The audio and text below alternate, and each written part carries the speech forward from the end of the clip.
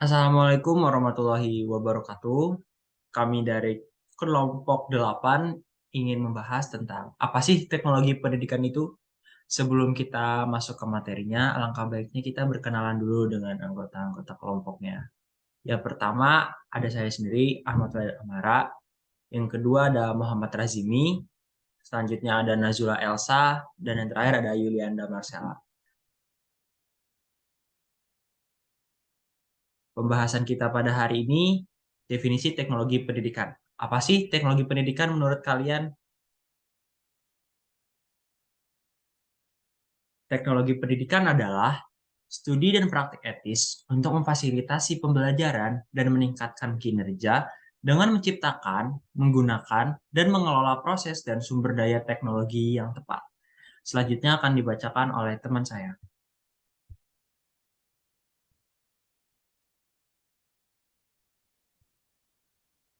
Selanjutnya ada elemen definisi. Menurut studi pemahaman teoretis serta praktik teknologi pendidikan membutuhkan adanya konstruksi dan penyempurnaan pengetahuan yang berkelanjutan melalui penelitian dan praktik yang reflektif.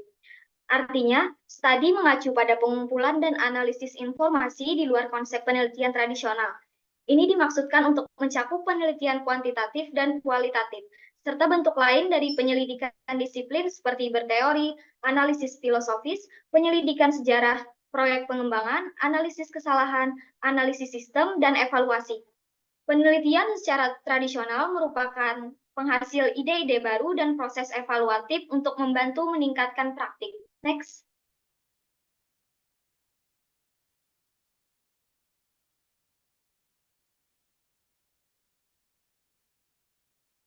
Di sini ada kode ASCT.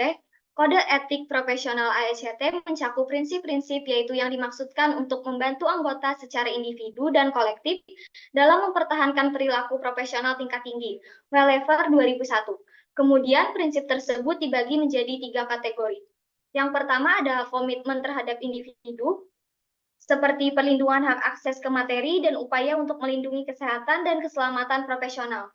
Yang kedua ada komitmen terhadap masyarakat, seperti pernyataan publik yang benar mengenai masalah pendidikan atau praktik yang adil dan setara dengan mereka yang memberikan layanan kepada profesi.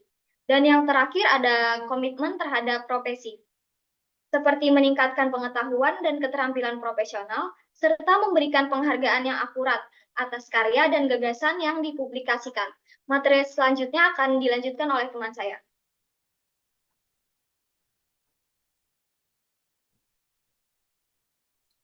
Selanjutnya, fungsi utama konsep teknologi pendidikan, yaitu terbagi menjadi tiga. Satu, menciptakan. Teknologi pendidikan diciptakan untuk membimbing peserta didik untuk membuat kesempatan belajar tersedia dan untuk membantu peserta didik dalam menemukan jawaban atas pertanyaan mereka.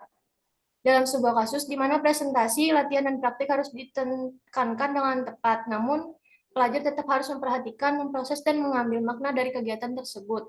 Yang kedua, menggunakan. Menggunakan dapat dimulai dengan pemilihan proses dan sumber daya yang tepat dengan sebuah metode dan bahan. Dengan kata lain, apakah pemilihan itu dilakukan oleh pembelajar atau oleh instruktur. Pemilihan yang bijaksana didasarkan pada evaluasi bahan untuk menentukan apakah sumber daya yang ada cocok untuk audiens. Yang ketiga, mengelola.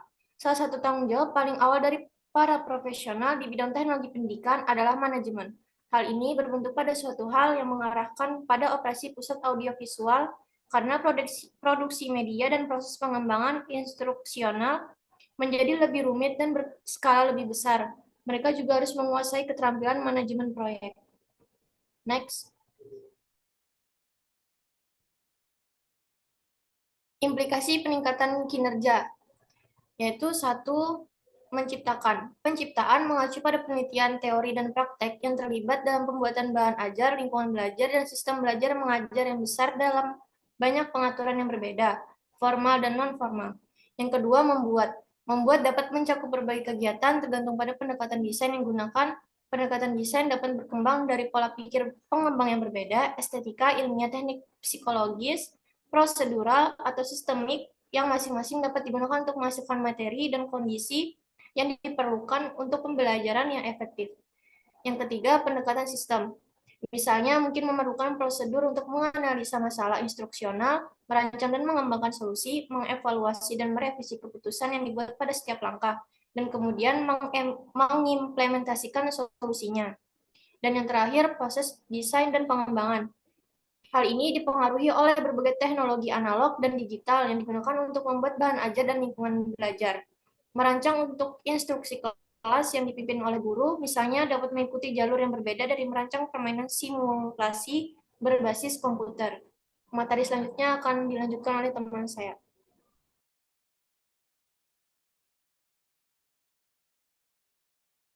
Ya, selanjutnya adalah teknologi. Teknologi adalah istilah singkatan yang menggambarkan pendekatan aktivitas manusia berdasarkan definisi teknologi sebagai penerapan sistematis dari pengetahuan ilmiah atau terorganisir lainnya untuk tugas-tugas praktis. Ini adalah cara berpikir yang terangkum rapi dalam satu kata. Akan lebih canggung untuk memprafarasakannya konsep teknologi dalam definisi baru daripada hanya menggunakan istilah singkatan. Next.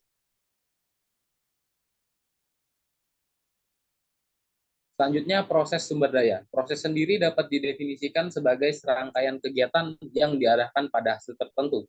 Teknologi pendidikan sering menggunakan proses khusus untuk merancang, mengembangkan, dan menghasilkan sumber belajar. Dimasukkan ke dalam proses pengembangan instruksional yang lebih besar.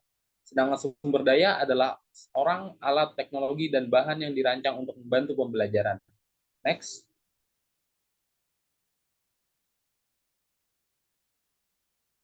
Ya, akhir kata, kutipan dari Vernon Howard, selalu berjalan sepanjang hidup seolah-olah Anda punya sesuatu yang baru untuk dipelajari dan Anda akan belajar. Nah, buat teman-teman, jangan ragu buat masuk teknologi pendidikan karena di sini kita akan berinovasi tanpa batas. Sekian presentasi dari kelompok kami. Salah hilaf mohon maaf. Wabillahi taufiq wal hidayah. Wassalamualaikum warahmatullahi wabarakatuh.